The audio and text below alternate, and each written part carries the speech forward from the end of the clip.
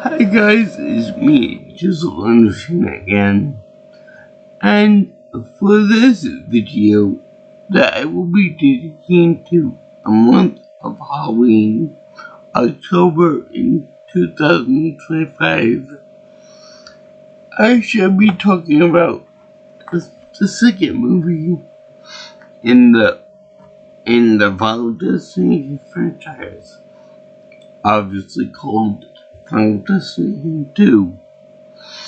And yep, at this point in the series, you realize that not about the story or the individual characters or the plot line. It's basically about one thing about in these movies, and that'd be the kills. You know, how many original deaths can there possibly be? Like the Golden State, the Hostel franchise, or in the Saw franchise. It's not really about the actual people involved. It's about how creative the kills can get. And yeah, they have a pretty good one in this movie too. But let me just clarify something first. This movie is it differentiates itself from the first one because in the first one it was like an airplane crash, but this time it's a giant pile on the freeway or the highway, which adds a bit of realism to it to the movie. I feel that people losing their life in a pile up like this is a lot more realistic than a plane going kaboom in the sky, especially when there's no actual man-made reason for it to happen like that. Of course you got nutballs with bombs and stuff on airplanes and whatnot, but for something to happen that's purely mechanical, it's kind of unreasonable. So, there's some logistical death trap there.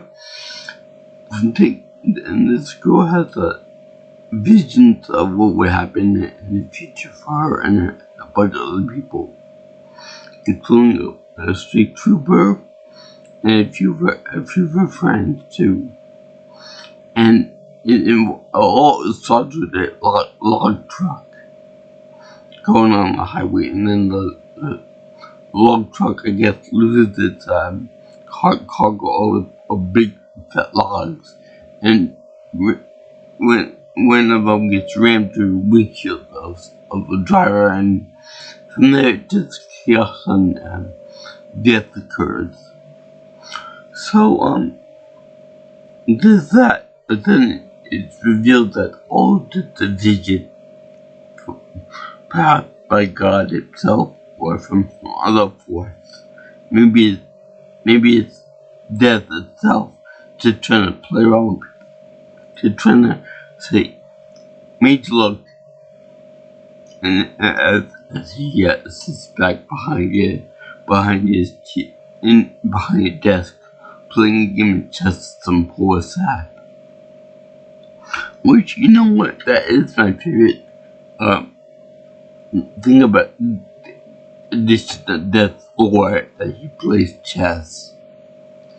But my second favorite would have to be that he's got a Jamaican accent, like in the Grim Adventures of Billy and Mindy. That show is just so damn funny. But anyway, yeah, there was that. So the girl is scared to death being of death come for her and the people that were due to have to die in the car pileup, in the car wreck on the highway. So that being said, she is a few of her friends do have memorable deaths. Like, for example, one guy dies with a ladder to the face, a ladder outside. But the thing is that death works in mysterious ways, in that he tried to make it seem like it's gonna be one way of death, and only to be fooled, and then say, look, here's another thing that tricked you, and then it kills some people by the other means when you're not looking. Like with live death, it was supposed to be a bunch of like appliances and stuff that you think would kill the guy, but it just so happened to be he goes outside and then he goes on the fire escape, and then the ladder crushes his skull in, by going into his eye. Now, under normal circumstances, of course it's a movie, but under normal circumstances, the person lands on his back, even if he lands on broke glass, like in the movie, I think that it'd be prudent for the person to roll over, so that nothing can happen to his precious face. But apparently, Death is kind of a little bit of a statistic bastard, and he ruined his perfect little money maker. Now, I don't know about the order of this, because in the first movie there was like a definite word to death. I would imagine that just going kaboom in the airplane would be enough to make someone, to be good enough, but they had to put like order to everyone dying. And this one, I think there's a definite word to chain of command, but I don't remember exactly what it was. But A.J. Cook plays Kimberly, and Kimberly Corman, and she's terrified of everybody dying all of a sudden, or at least so. In fact, there's also like an older black professor, and I like him. He reminds me of the guy from Evolution. He reminds me of a cool professor, with a half afro there. He's pretty cool, but the thing is that he's like, no one can tell me when to die. I control my own destiny. So it's real funny that he said that, but yet at the same time he he eventually does die in the end in another movie. But the only thing is that when you go to DER from triple accident with Timberlake driving, he gets like a spike or something impaled into his leg, so he had to go to the ER for it. And then from there, he ends up getting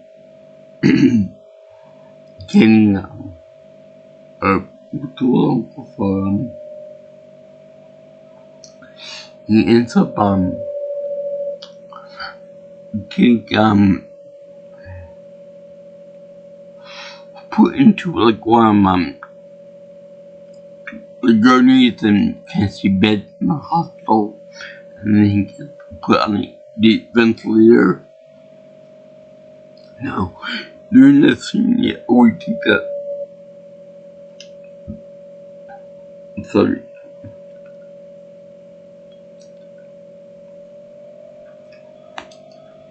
We think that Death's gonna kill him by this in the ventilator.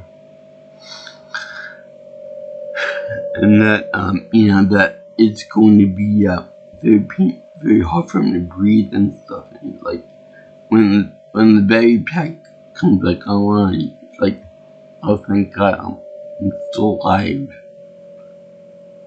So it's very funny that death kind of affects you out about him dying, in the weird way that these movies work, with the spirit moving around that electronic device and all that. But then it turns out that he just killed in another way. And then they also have this part where Ellie Lautner Ellie Lautner come back as Crystal Rivers from the first movie. And the problem is with her character is that she's a paranoid nutcase that thinks that everything is out to kill her, and that she tries to link every little thing together and trying to make sure that everything doesn't kill her or anything like that. So she's even more paranoid than say another not dog. She's more afraid of things getting into her than she is about her getting out to kill other people. So all this, for the whole movie, she's like a paranoid wreck. Like, you're gonna die. You're gonna die if you're not careful. You better be careful about going over speed bumps. You better be careful about lines and that kind of thing. And she just such a killjoy in a movie like this.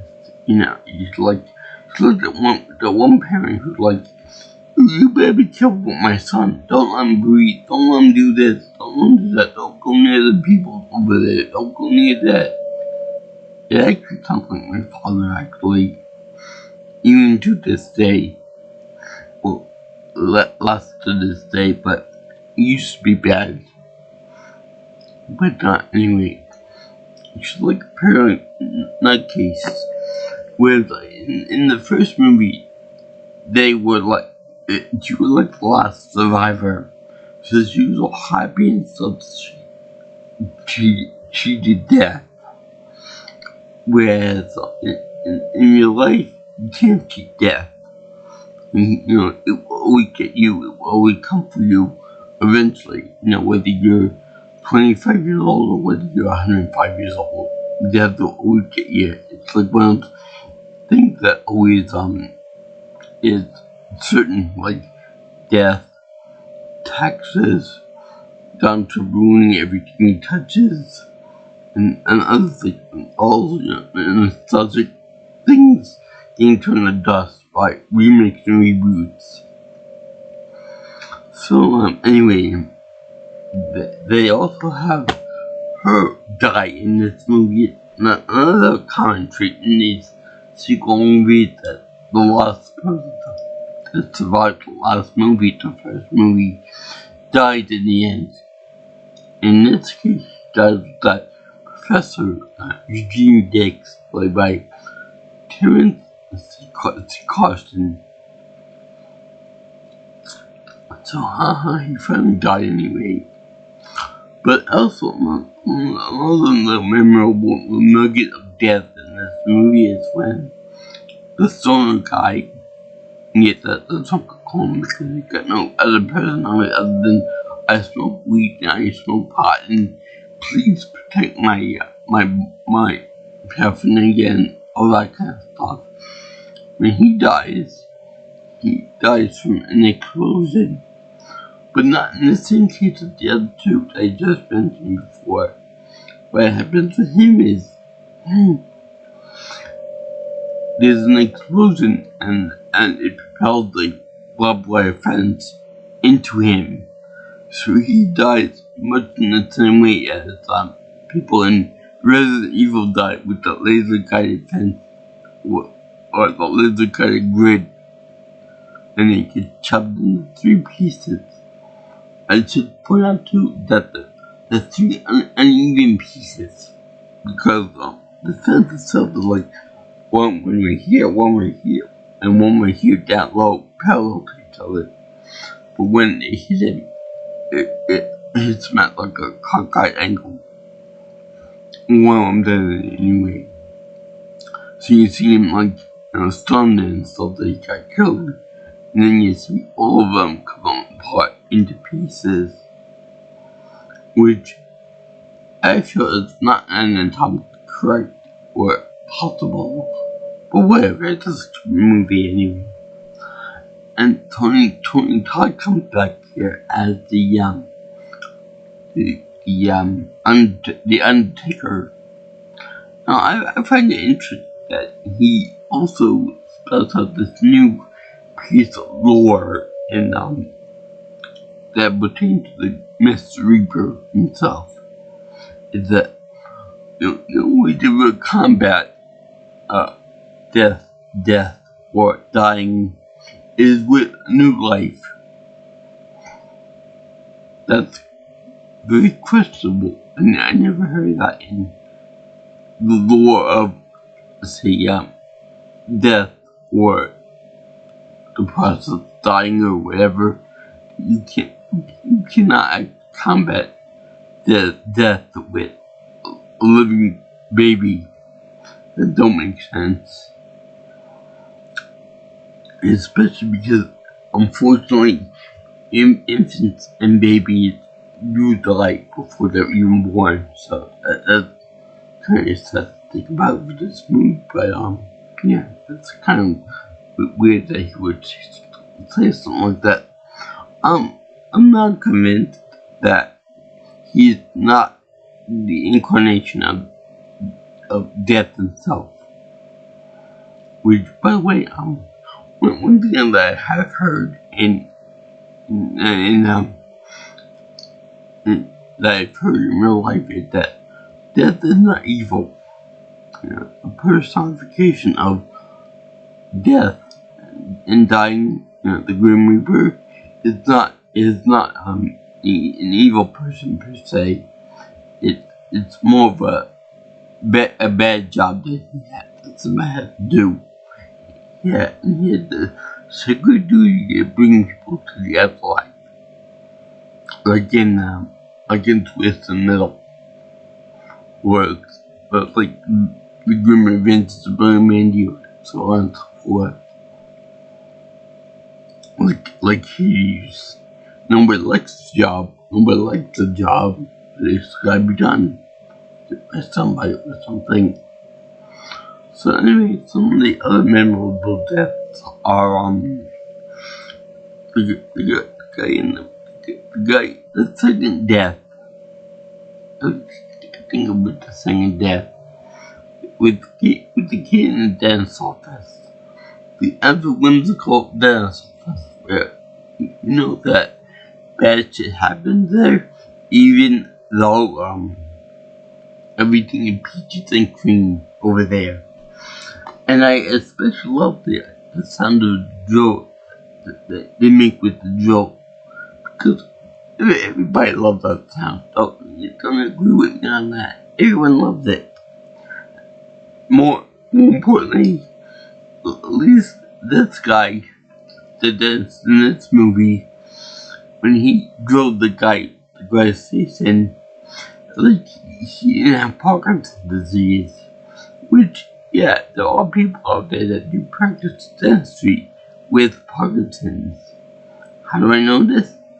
Well, I had a fortunate experience of having one dentist with Parkinson's.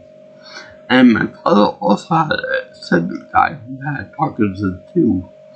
So they go to that adds your nightmares for the evening, and I think you're welcome for that.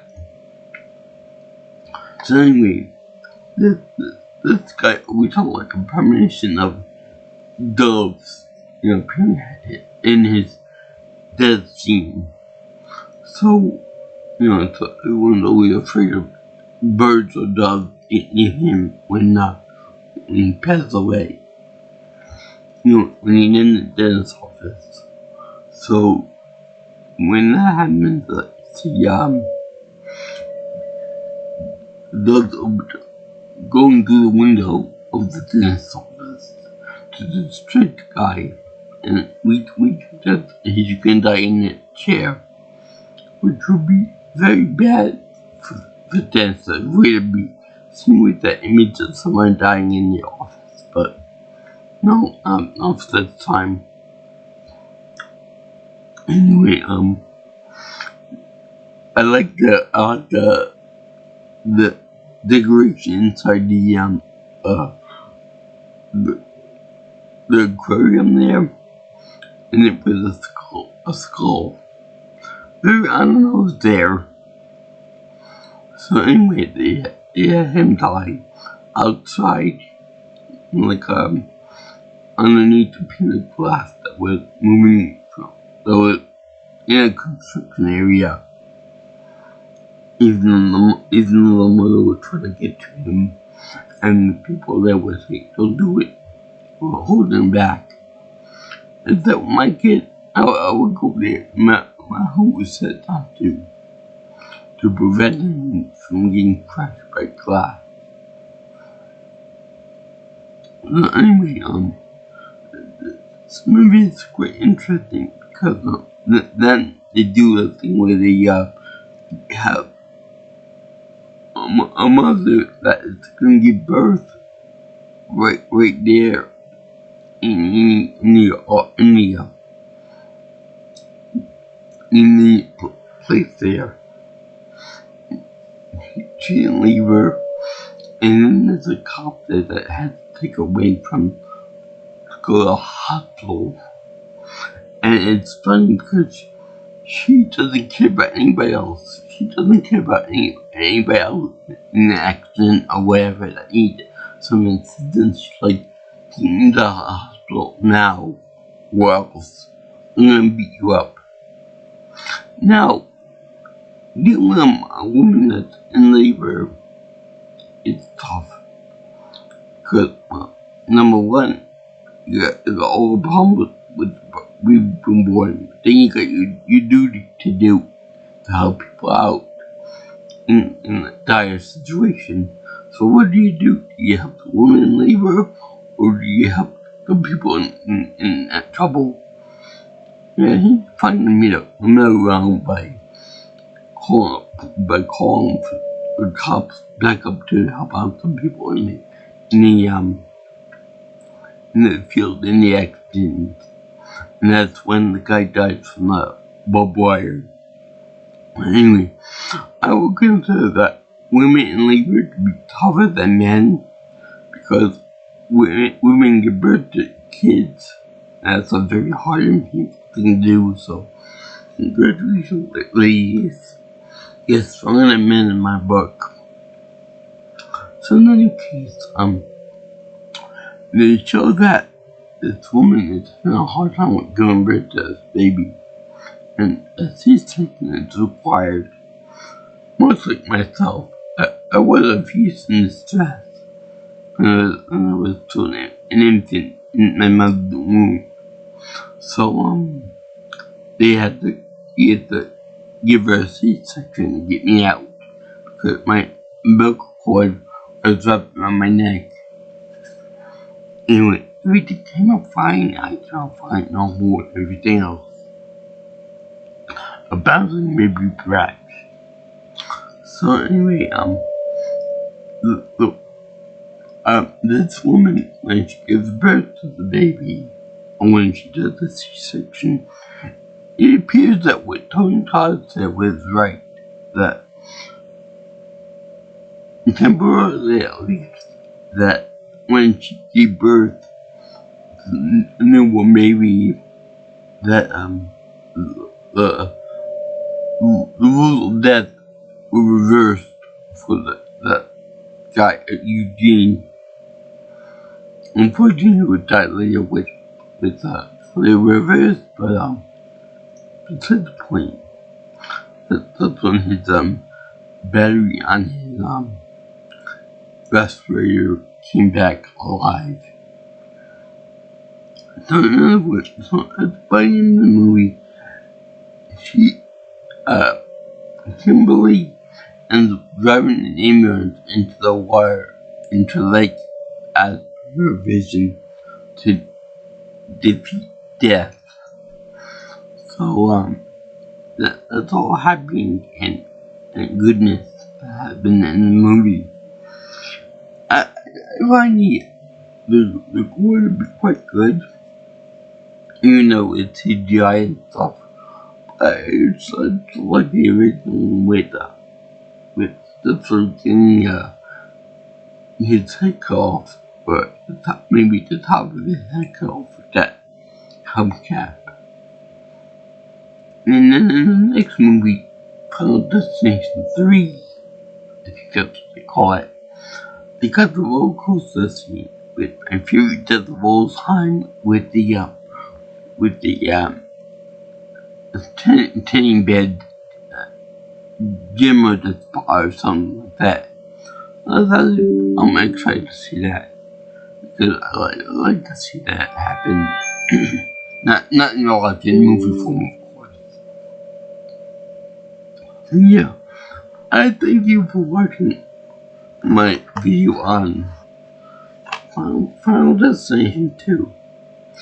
It was fun. There was some memorable deaths in it. It was a pretty quick movie. I didn't like the whole idea about death can be thwarted by a newborn baby. That really doesn't make too much sense.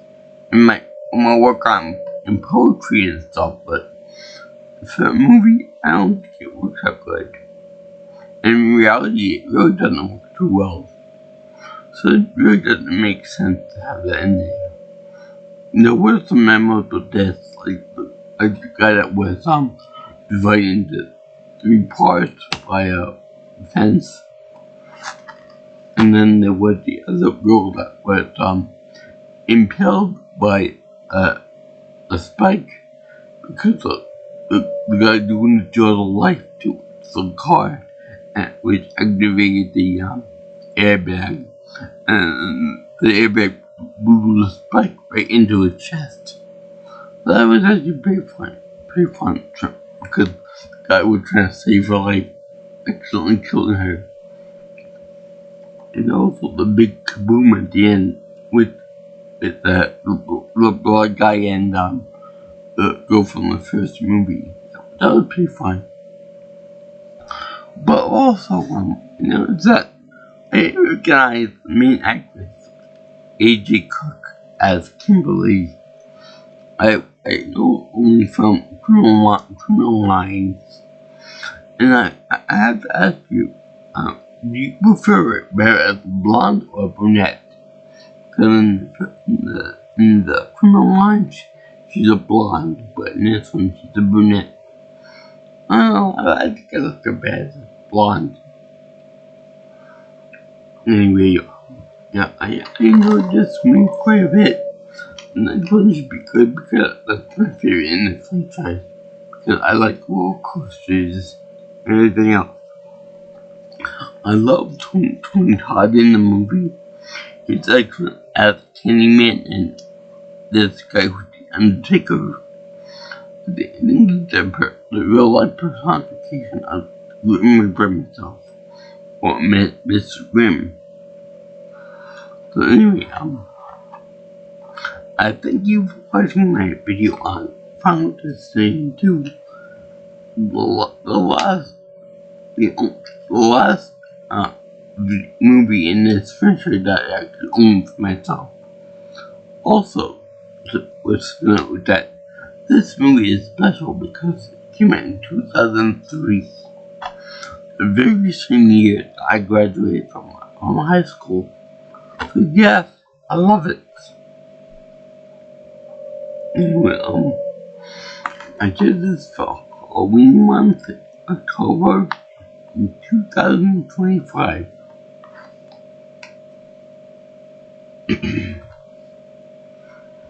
And as you can imagine, I would like to give this movie my happiness still full because of all the weird ways of death that kills people. You would think that death wouldn't have any hide, being a figure that you can't run away from, you can't escape from. He would just, just touch you you'd be dead. But like to play games where you fucks around with your mind until you accidentally die. Anyway, if you like what you see here, you want to see more of my channel and my videos and stuff, you can always like, comment, share, and subscribe to my channel. You can also contact me for future information on my future videos by calling me or texting me at 631-707-3707. You can follow me on Twitter or text me for contact at P.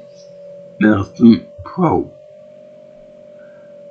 Also, you can get me on my email at jjsviewingchannel@gmail.com.